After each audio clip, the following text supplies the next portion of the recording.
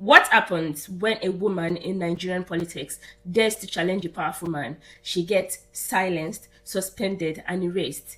This isn't just a scandal, it's a blatant abuse of power that should have every Nigerian outraged, not just women, because if you're a man, you have sisters, you have daughters, you have female friends, and most importantly, you have mothers, unless you dropped down from the sky, you know? So today, we're exposing how the Nigerian Senate just sent a dangerous message to every woman and every person in the country. This is a story about power, control, and corruption. So buckle up, because we are not just breaking this down, we are tearing it apart.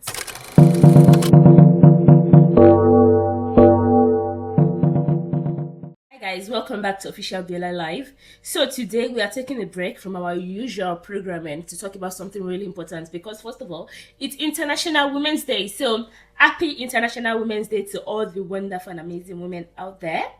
And also because this Natasha story is one that is important for us to talk about, because where you see wrong or inequality or injustice, speak out, because this is your country, this is your democracy. Make it, protect it, pass it on. The ultimate tragedy is not the oppression and cruelty by the bad people, but the silence of the good people. So let's cut through the noise and get to the fact. For some of you that are not aware of what's been going on, so February 2025, Senator Natasha publicly accuses Senate President Godswill Akpabio of sexual harassment. And then February 2025, she challenges the Senate after they relocate her seat without notice.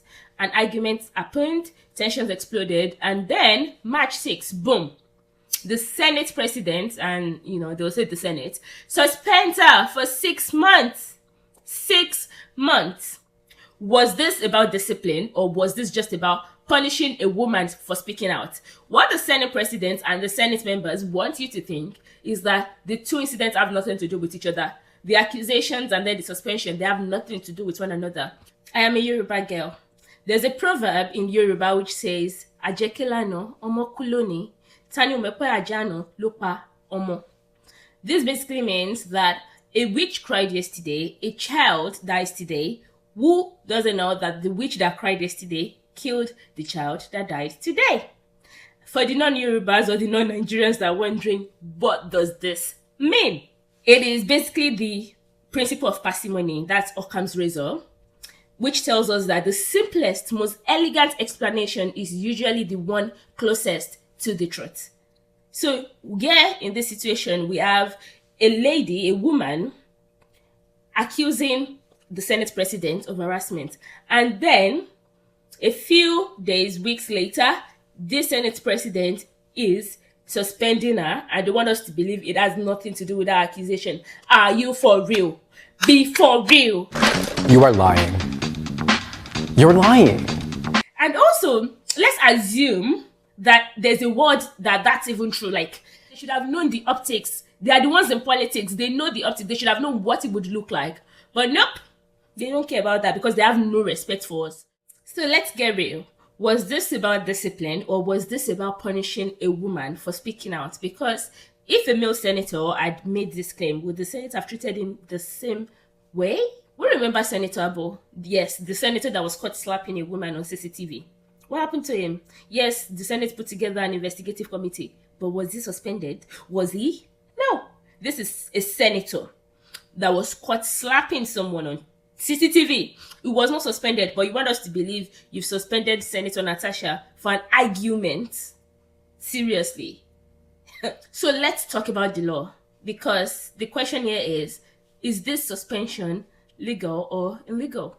Anyway, the Senate's own standing orders, Order 67, Section 4, says a senator cannot be suspended for more than 14 legislative days. So this is the Senate Standing Orders 2015. This is the document, the actual legal document. You know me, I like to find the evidence for you guys so that you know that I know what I'm talking about. Anyway, guys, let's find Order 67. Let me zoom that in for you. So this is 67, so that you guys can see it with your own eyes.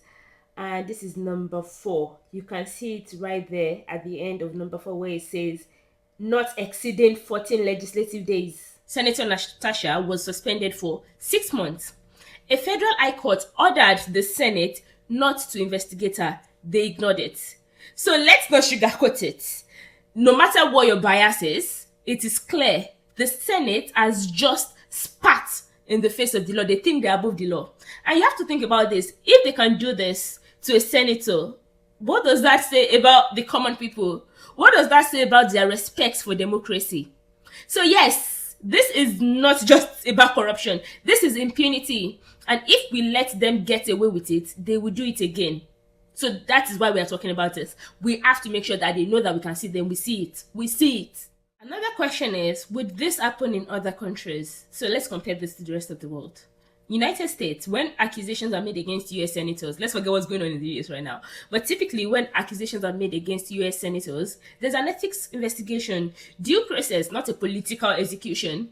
United Kingdom, who remembers the case of John Bercow? The House of Commons conducted a full inquiry into allegations against him before any action was taken. In South Africa, we have female politicians like Lindiwe Zizulu that's spoken up and have faced fierce opposition, but there was no outright suspension for speaking out. So why is Nigeria different? Why do we rush to protect powerful men and punish outspoken women? Why? So let's talk about the gender war in politics in Nigeria. We need to stop pretending. Nigeria's political system is hostile to women, and the numbers prove it. Only 7 out of 109 senators in Nigeria are women. Less than 10% of Nigeria's lawmakers are female, the lowest in Africa. Every time a woman rises, she faces harassment, intimidation, and violence. This is not just about Senator Natasha, this is a pattern. And in this case of Senator Natasha, she has actually been targeted before. Now, in 2025, she's suspended for speaking out. Coincidence? Nope. One of the most disturbing parts of this case for me is the silence from the other female politicians. Where are the women in the Senate? Where are the women in the House of Representatives? Are they afraid? Do they think they will be next? Or do they genuinely believe she deserves this? Because silence is complicity. And right now, the silence is deafening. Let's watch a clip of when they walked Natasha out. Senate do suspend Senator Akpoti-Uduaghan with effect from 6th day of March 2025 from all legislative activities forward. Those in support of prayer 3 say aye. Aye. Those against say nay. The ayes have it. They muted the mic and did not allow her to say anything before they walked her out. Nobody spoke up for her, which is really sad. Anyway, let's talk about how the media or the Nigerian media has covered this, because yes, BBC, Al Jazeera and other foreign press have picked it up. But in Nigeria, some of our news outlets are still covering it as Senator Natasha violates legislative conduct. The Senate suspends lawmaker after heated exchange. Where is the part about the sexual harassment allegations? Where is the focus on the violation of the court order? This is narrative control. The system wants to distract you from the real issue.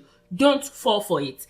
Apart from the legacy media, they've also been trying to muddy the waters on social media. I've seen some of your Twitter influencers, some of your Instagram influencers trying to muddy the water and bringing up things that don't relate to this case, bringing up things that no sane person in this situation would even bring up, like, oh, you know, the woman that woke up for her husband to cook her for him or whatever, that she got more attacked by feminists than the feminists that are speaking up for Senator Natasha. It's like, what?